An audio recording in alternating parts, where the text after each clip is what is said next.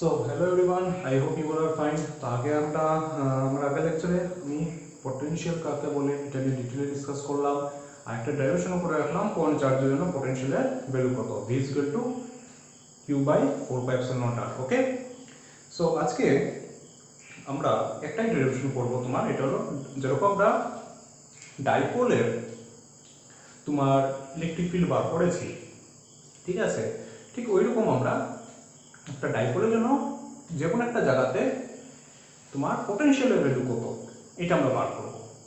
ডাইপোলের জন্য ইলেকট্রিক ফিল্ডের তো আমি দুইটা জায়গাতে বার করেছিলাম, একটা ছিল অ্যাক্সিয়াল লাইন অফ ডাইপোল, একটা ছিল ইকুয়েটোরিয়াল লাইন অফ ডাইপোল। কিন্তু আমরা পটেনশিয়াল এরকম কিছু না, যে কোনো একটা পয়েন্ট পিতে এটার ভ্যালুটা আমরা বার করবো। এর আগে একটা জিনিস করে তুমি দেখে রেখে দাও, মানে আগে এটা জাস্ট তুমি ফর্মুলাটা জেনে রেখে দাও। potential at a point, potential at a point due to group of electric charges, due to group of electric charges, potential at a point due to group of electric charges। মানে আমরা আগের দিন কি দেখেছিলাম, যদি একটা চার্জ কিউ এখানে present যদি থাকে, তার থেকে আর ডিসটেন্স দূরে এই জায়গাতে পটেনশিয়ালের ভ্যালু কত হয় তোমার, v is equal to এই যে source charge q divided by 4πε0r। এখন এই q এর জায়গাতে যদি অনেকগুলো চার্জেস যদি প্রেজেন্ট যদি হয়, q1 এটা r1, এদিকে q2, এদিকে ডিসটেন্স r2, মানে q3, এদিকে ডিসটেন্স তোমার r3। ওকে, এরকম করতে করতে qn অবধি আসে, তখন এই যে অতটি তোমার n number of swords charge আছে, এই n নাম্বার অফ সোর্স চার্জের জন্য এই পয়েন্ট p তে টোটাল পটেনশিয়াল কত হবে এটা আমরা কি করে বার করব, সবটির জন্য ইন্ডিভিজুয়াল প্লাস করে যাব। আশা করি তোমরা বুঝে গেছো, এগুলা ফোর্সও আমরা করেছিলাম, প্রিন্সিপাল অফ সুপারপজিশন, মানে প্লাস করে যাব আমরা। ওকে, আর এখানে প্লাস কিন্তু আমি স্কেলার ভাবে করব, কোনো √a² plus b² plus 2ac cos formula লাগাবো না অঙ্ক যখন করব, কেন কি potential is a scalar quantity, তো স্কেলার ভাবে আমি অ্যাড করব v3 প্লাস প্লাস vn। এবার আমি কি লিখতে পারি, 1/4πε কমন নিয়ে নাও, q কমন নিয়ে নাও, কি থাকবে 1/r1 plus 1/r2 plus 1/r3 plus plus 1/r। এটাই আর কি টোটাল পটেনশিয়াল। তোমার এইভাবে n নাম্বার অফ চার্জেস যদি প্রেজেন্ট যদি থাকে, তাহলে ওই পয়েন্টে টোটাল পটেনশিয়ালের ভ্যালু কি হবে তোমার, তো স্কেলার সাম, ঠিক আছে, স্কেলার ভাবে সাম করে যাবে, সবটির পটেনশিয়াল যোগ করে যাবে, এটাই তোমার। তো আমরা আজকে যেটা একটা ডেরিভেশন যেটা পড়ব, এটা হলো তোমার potential at a point due to an electric dipole. Important আছে কিন্তু ডেরিভেশনটা। ওকে, এই ডেরিভেশন একটু ইম্পর্টেন্ট আছে, আমি স্টার দিয়ে দিচ্ছি, মানে বুঝতেই পেরে যাও এই ডেরিভেশনটা ইম্পর্টেন্স কতটুকু। তো potential at a point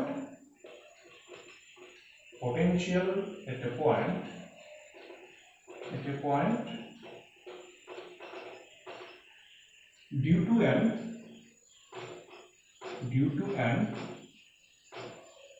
electric dipole,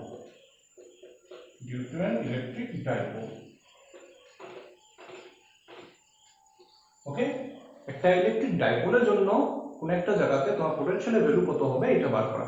তো দেখো, এটা দুইভাবে করা যায়, দুইটা মেথড আছে। একটা যেটা এনসিইআরটি তে যেটা দাও, আর একটা আছে শর্ট। এনসিইআরটি তে যেটা একটু লম্বা, মানে বড় একটু হয়, ক্যালকুলেশন একটু আছে, আর একটা আছে আপনার শর্টকাটে ছোট মোটো হয়ে যায়, ফটাফট হয়ে যায়, অনেক বইতে এইটা দেওয়া থাকে। সো তুমি দেখো কোনটা তোমার ভালো লাগে। আমি এনসিইআরটি যেটা যেরকম দেওয়া আছে এটাই করাবো, কেন কি যেহেতু এনসিইআরটি তে এই মেথডে দেওয়া, তো আমি এই মেথডটাই ফলো করলে ভালো। আদারওয়াইজ তুমি অন্য আরেকটা মেথড আছে, পারপেন্ডিকুলার বাইসেক্টর কি এরকম ড্র করে করতে হয়, অনেক বইতে দেওয়া থাকে, এটাও করো, কোনো প্রবলেম না, মার্কস কাটা পড়ে যাবে না, এটা তোমার উপরে। তো আমি এনসিইআরটি যেটা এটাই আমি করাচ্ছি তোমাদেরকে। সো আমি এরকম একটা দেখি, তোমার ধরে একটা ডাইপোল আমি কনসিডার করি, ঠিক আছে, এখানে তোমার ড্র করে নিই, এখানে তোমার এ, এটা বি, ওকে, এখানে প্লাস কিউ চার্জ, ডাইপোল তো বুঝতে পারছো, আসলে ডাইপোল ইন্ট্রোডাকশন আর লাগবে না, plus Q minus Q charge, okay, এটা কি centre of the dipole, dipole মোমেন্টের ডাইরেকশন সবসময় কোন দিকে থাকে, মাইনাস থেকে প্লাস কিউ এর দিকে, তো ডাইপোল মোমেন্টের ডাইরেকশন এদিকে, এদিকে আমি দেখলাম ডাইপোল মোমেন্টের ডাইরেকশন এদিকে, আর ডাইপোল মোমেন্টের লেন্থ কত থাকে তোমার টুয়াইস এ দিয়ে সবসময় রিপ্রেজেন্ট করতে লাগে এটা।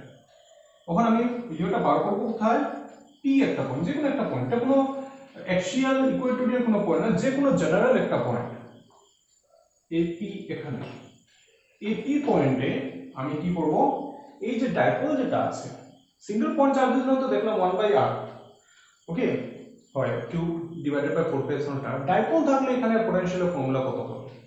সো আমি কি করব, ধরো এখান থেকে এদিকে লাইন জয়েন করলাম, এটা স্ট্রেট করি একটু,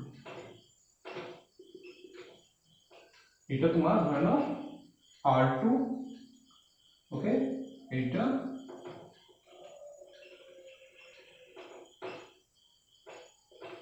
এটা তোমার হলো r1, ওকে, এগুলো ডিসটেন্স, p পয়েন্টের distance from plus q, p পয়েন্টের ডিসটেন্স ফ্রম মাইনাস q কত, আর সেন্টার অফ দ্য ডাইপোল থেকে তার ডিসটেন্স,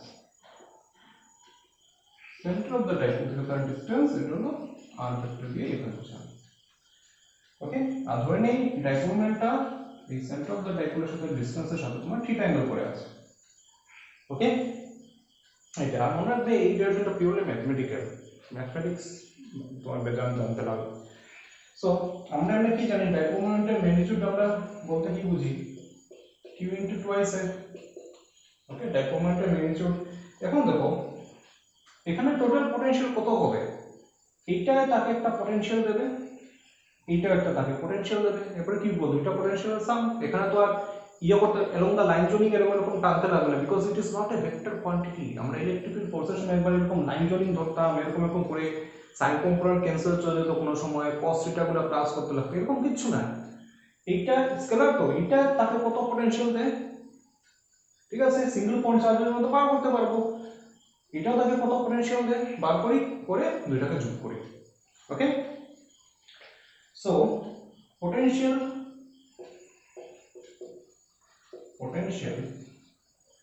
at P due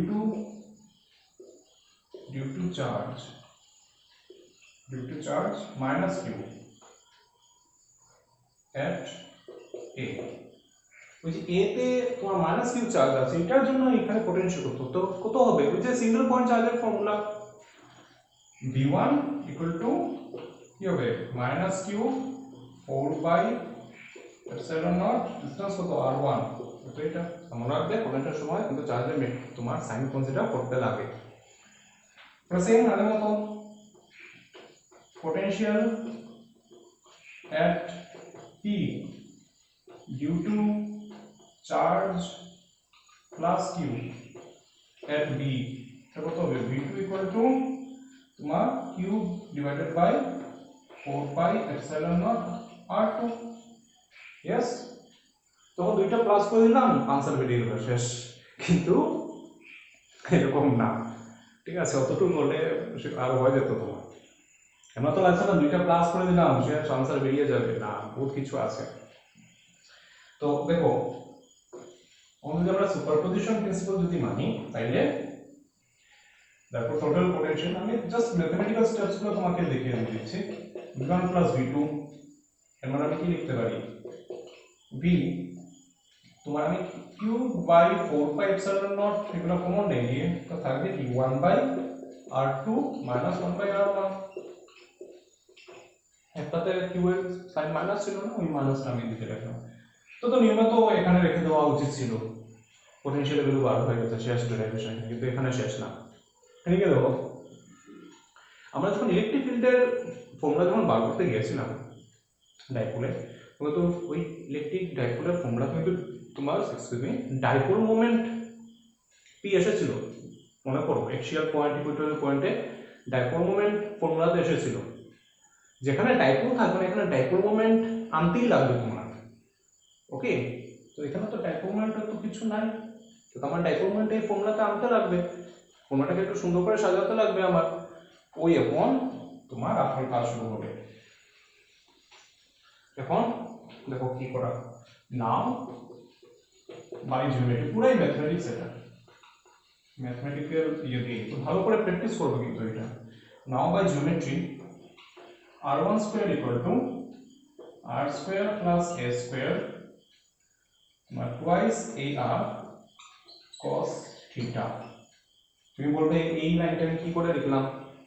ওকে, একটু মনে করো ফার্স্ট ইয়ার, এটা কোন ফর্মুলা মতো? r square equal two a square plus b square plus twice ab cos theta. আমি এটা বলবো, এটা তোমার হোম টাস্ক, কেমনে এটা লিখলাম ওই দেখো, দুইটা এটা যে টুয়াইস আছে এটা কত হবে? a, তখন তুমি নিজেই বুঝে নাও। ঠিক আছে, ট্রায়াঙ্গেল অফ ভেক্টর এডিশন। আর r2 স্কয়ার কি লেখা যাবে? r square plus a square twice ar, angle কত এখানে? cos 180 degree minus theta. Okay, তো এটাকে কি লিখতে পারি? r square plus a square minus twice ar cos theta. কতটুকু লিখলাম? ওকে, এখন এই r1 স্কয়ারকে দেখো আমি কিরকম লিখি। ঠিক আছে, নাও r1 স্কয়ারকে আমি একটু মডিফাই করে লিখব। মডিফাই কি মানে একটু এখান থেকে আমি এক কাজ করি, r স্কয়ার কমন নিয়ে গিয়ে, r স্কয়ার যদি কমন নিয়ে যাই, ভালো করে লক্ষ্য করবে ম্যাথমেটিক্সটা, r স্কয়ার কমন নিলে এখানে কি থাকবে? 1, এখানে কি থাকবে? a square by r square, আর এখানে কি থাকবে? একটা r অলরেডি আছে, আরেকটা r নিলাম, তো এখানে খালি বাই r থাকবে। ওকে, cos থিটা। তো r1 স্কয়ার কে এইভাবে লেখা যায়। এখন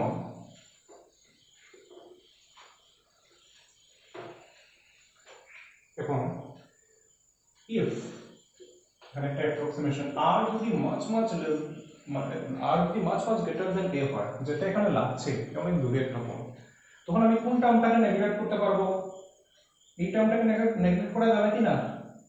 yes, a তো এমনি ছোট, অনেক ছোট, তার স্কয়ার কি হবে? আরো ছোট, ডিভাইডেড বাই আবার r স্কয়ার, তো এই টার্মটা neglect, a square by r square is neglected. Okay, তখন r1 স্কয়ারকে আমি কি লিখতে পারি?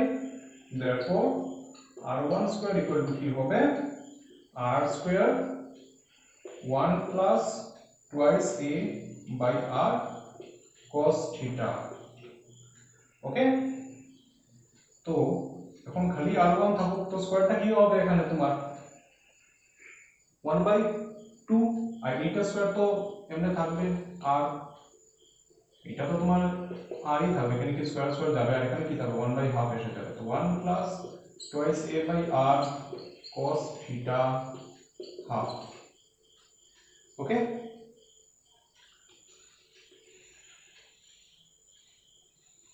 সো এখন এখান থেকে 1/r1 করব। মানে কেন 1/r1 করলাম? দেখো ওই যে একটা যে পোটেনশিয়াল যে ফর্মুলা বার করেছিলাম, q/4πε0 1/r1 মাইনাস 1/r2 ছিল না, বা 1/r2 মাইনাস 1/r1 ছিল, ওই যে মাইনাস ওই যে 1/r1 এর ভ্যালুটা এখান থেকে বার করছি। সো 1/r1 যদি করি তাহলে এটাও কি হবে? 1/r, আর এটা কি হবে? এটার পাওয়ারে তোমার কিছু করতে হবে না, জাস্ট একটা মাইনাস দিয়ে দেবে, 1 plus twice a by r cos theta minus half. 1 থাকলে কি হলো? পাওয়ার মাইনাস হয়ে যায় না উপরে ওঠার সময়, ওইটাই, তো এটা মাইনাস হাফ। তো সিমিলারলি আর বেশি ক্যালকুলেশন করা দরকার নেই, আপনাদের সিমিলারলি দেবে। r2 কেও যদি আমরা এরকম ভাঙি তাহলে কি পেলাম না? 1/r2 সেম পেলাম না এরকম 1/r, এটা 1 minus twice a by r cos theta. তুমি করে দেখতে পারো, পরীক্ষাতে তুমি এরকম লিখে দেবে, দরকার নেই অতটা ক্যালকুলেশন করার। সিমিলারলি আমি যদি r2 সাথে যদি এরকম r স্কয়ার কমন নিয়ে এরকম অ্যাপ্রক্সিমেশন লাগিয়ে যদি করতাম, এই রেজাল্টটা পেলাম।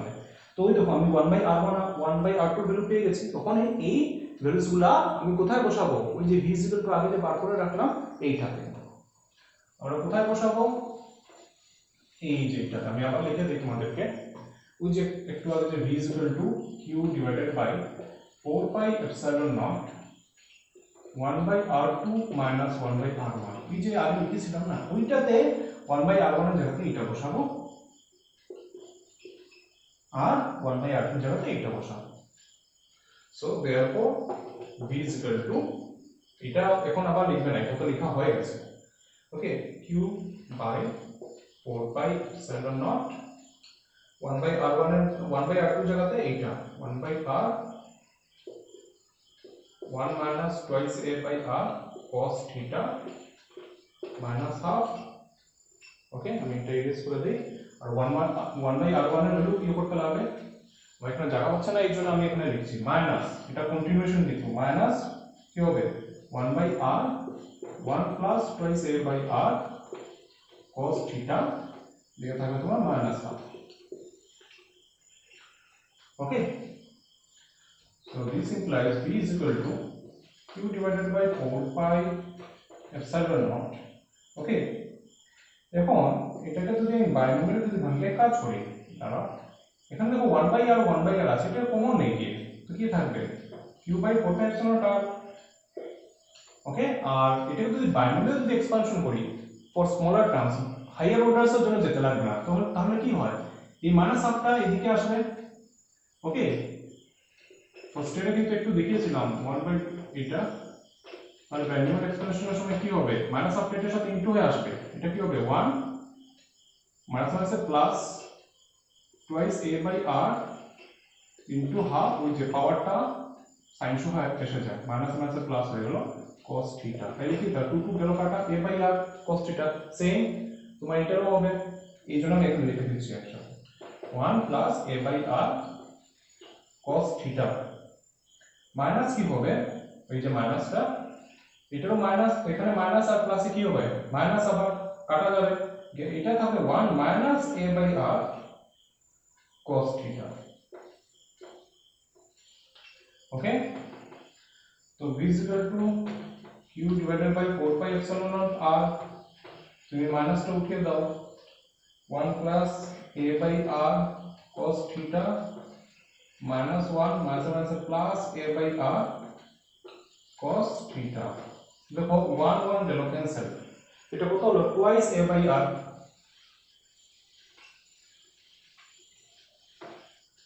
তো এটা v কত হলো তোমার, v = q divided by 4 pi epsilon naught r।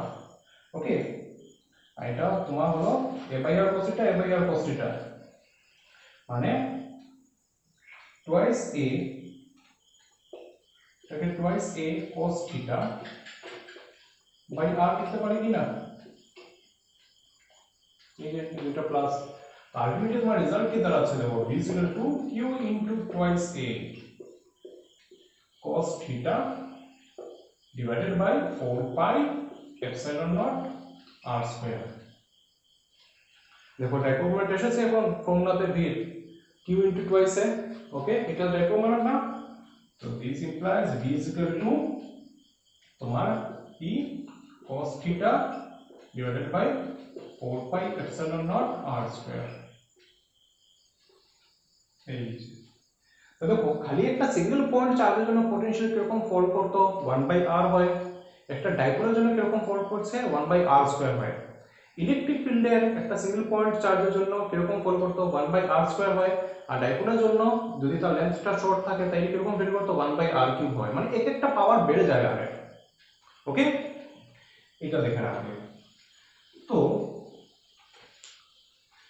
এটাকে যদি আমি এইভাবে দেখি, দেখো পোটেনশিয়াল তো একটা ভেক্টর কোয়ান্টিটি না, পোটেনশিয়াল তো sorry potential scalar quantity, sorry potential scalar যদি কোয়ান্টিটি হয় তাকে তো তোমার এইভাবে লিখতে লাগবে, এখানে তো যেমন কি cos থিটা p আছে, তো এটাকে একটু সুন্দর করে লিখলে এরকম লেখা যায়, এই যে থিটা, এই থিটা অ্যাকচুয়ালি কি, এই থিটাটা দেখো হলো তোমার এদিকে তো r ভেক্টর, এটা ভেক্টরের ডাইরেকশনটা কে দেখাচ্ছে, তোমার ধরে নিই r কে বলে একটা জিনিস, এই r যে r ভেক্টরকে আমি অ্যাকচুয়ালি আমি কি লিখতে পারি, তার ম্যাগনিটিউড স্মল r আর তার ইউনিট ভেক্টর r কে, ওই যে থিটা অ্যাঙ্গেলটা, এই থিটা অ্যাঙ্গেলটা কার কার মধ্যে অ্যাঙ্গেল মনে রাখবে কিন্তু, ডাইপোল মোমেন্ট আর যে তার ডিস্টেন্স যেটা সেন্টার থেকে ওই যে আর ক্যাপ যেটা বোঝাচ্ছে এই দুইটার মধ্যে অ্যাঙ্গেল, এই ডাইরেকশন আর এই ডাইরেকশনের মধ্যে অ্যাঙ্গেল। তো আমি এটাকে লিখলে কিরকম লিখতে পারি, E vector dot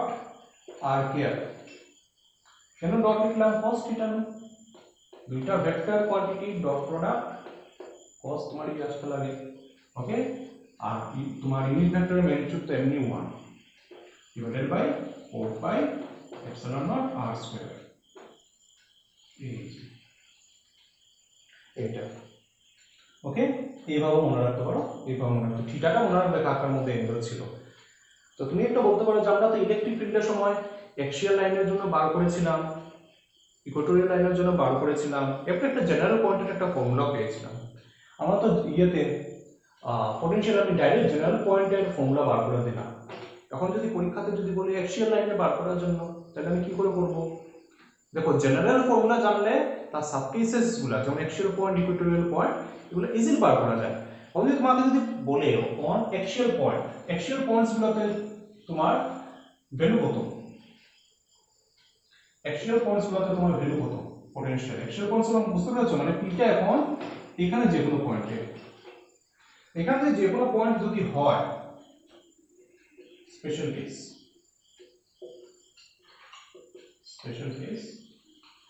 okay, if p point data lies at axial points এ যদি থাকে তাহলে কি হবে, axial পয়েন্টে থাকলে থিটাটা কত হবে, থিটা তখন তো কি, তখন তোমার rটা যেটা r ইউনিট ভেক্টরটা এদিকে থাকবে সেন্টার থেকে, r ইউনিট ভেক্টরটা এদিকে ডাইরেকশনে না, আর ডাইপোল মোমেন্টের ডাইরেকশন এদিকে, মানে থিটা কি 0, থিটা তোমার 0 ডিগ্রি।